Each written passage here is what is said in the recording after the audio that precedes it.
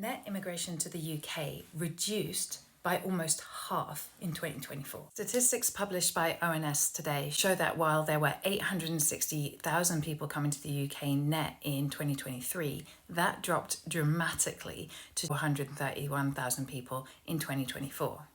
And immigration numbers are predicted to keep on falling, driven by the fact that far fewer people are applying to come and work in our economy. And fewer of those people have the right to live with their families.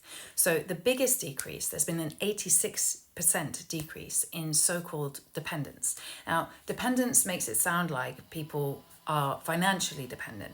Dependents have been characterised by Nigel Farage as being your extended family that you can just bring to the UK if you come here to work. None of that is true.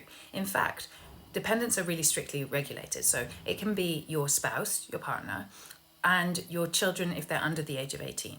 And if your spouse comes here, then they have the right to work and they don't have the right to claim any state support, any benefits. So in that circumstances, almost everyone has to work. So almost all dependents actually were in work, unless of course they were kids.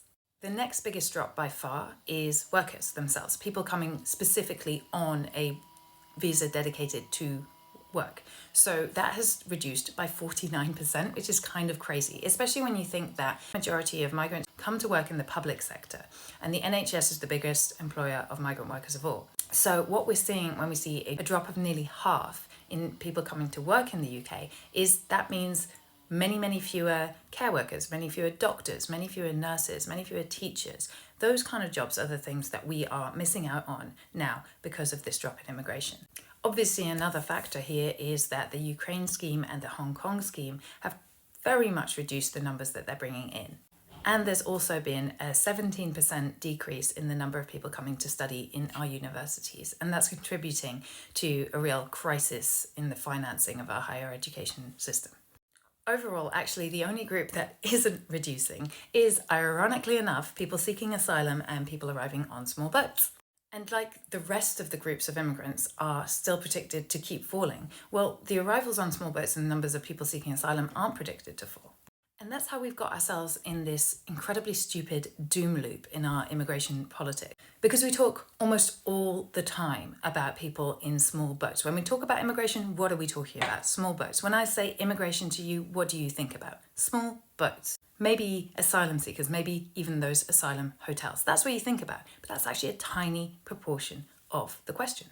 People arriving on small boats in the UK made up 4% of immigration into the UK in 2024. And that goes up to 8% if you just take net immigration. But it's either way a very small part of the picture. But it's all we want to talk about. Obviously, it's all the Reform Party wants to talk about. Because if you characterise immigration as being primarily made up of people arriving in desperate and dangerous circumstances on small boats, then it sounds a hell of a lot more scary than if you characterise it as it really is, which is made up primarily of people coming to study, to work, and to accompany their family members who are studying and working. But just like the last government, this government has got caught up in the Nigel Farage death trap. We have this absurd doom loop on immigration where, because they refuse to do the one thing that would actually stop the boats, which is providing people with safe and regulated alternatives, actually providing people with a realistic solution to their problem instead of pretending we can make them disappear.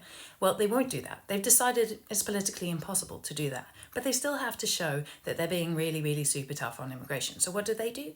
Well, they reduce the rights of everybody else, all the workers, all the students. And then the result is figures like we have today, where we have a drastic reduction in the number of people coming to work as doctors, nurses, teachers, and so on in our economy. We have an 85% reduction in people coming to work as care workers and social care.